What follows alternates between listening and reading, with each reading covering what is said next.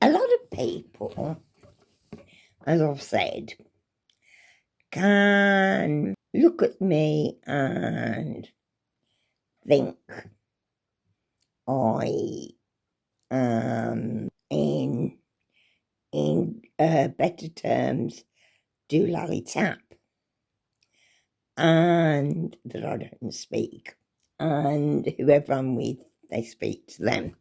If you can imagine that you've woken up and you've had a stroke, or your voice has been taken in some way, and you have to use special breathing apparatus, or your parents sign at you, and people go up to you, and instead of looking at you and saying, "Hello, how are you?" they talk to your family. Now, for me, that is pretty rude and pretty embarrassing. But you can turn it to your advantage. If somebody's actually talking to whoever, and I've had this done on me, they're talking to my friends, and then they suddenly ask them something, and I've suddenly piped up. That means opened my mouth and said something which is pretty sensible. They went, "Look," and ran at this. "Who said that? Who said that?" And then they realise it's me.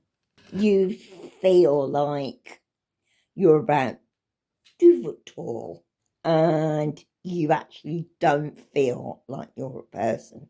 I've had some scenarios where I've had this when I've gone for interviews, and I can think of a couple where I went for one interview to the police, and I was able to walk then on my crutches.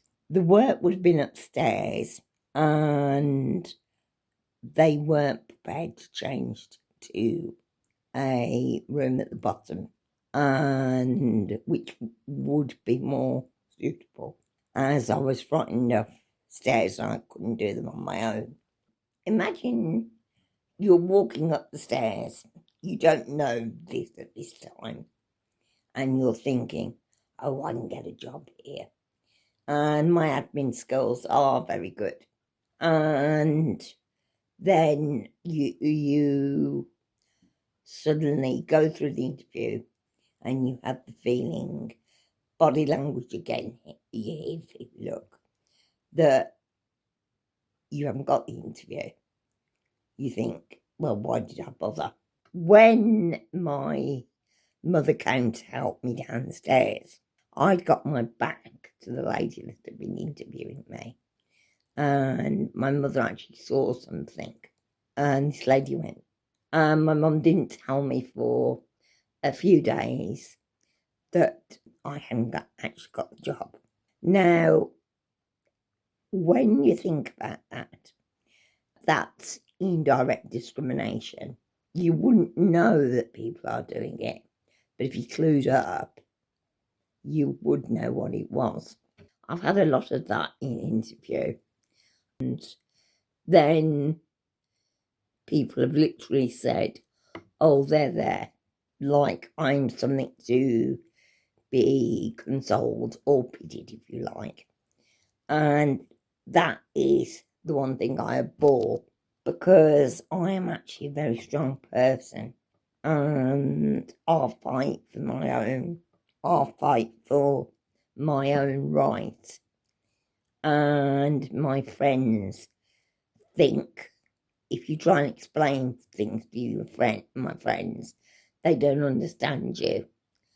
But when you go out with them, you actually they don't speak to you. Again, they'll speak to the friend. Funny enough, I've not had this really with anybody much because I'm lucky. My friends introduced me to them, and I am one of these people that I've actually worked in a lot of places, and I've actually put myself out to go out and mix. People do know me anyway, and one thing would depend if you're a bit shy, or if you have got a mental disability. It's very difficult. But if you know the person, then they know what you're capable, and they'll speak to you because they're used to you.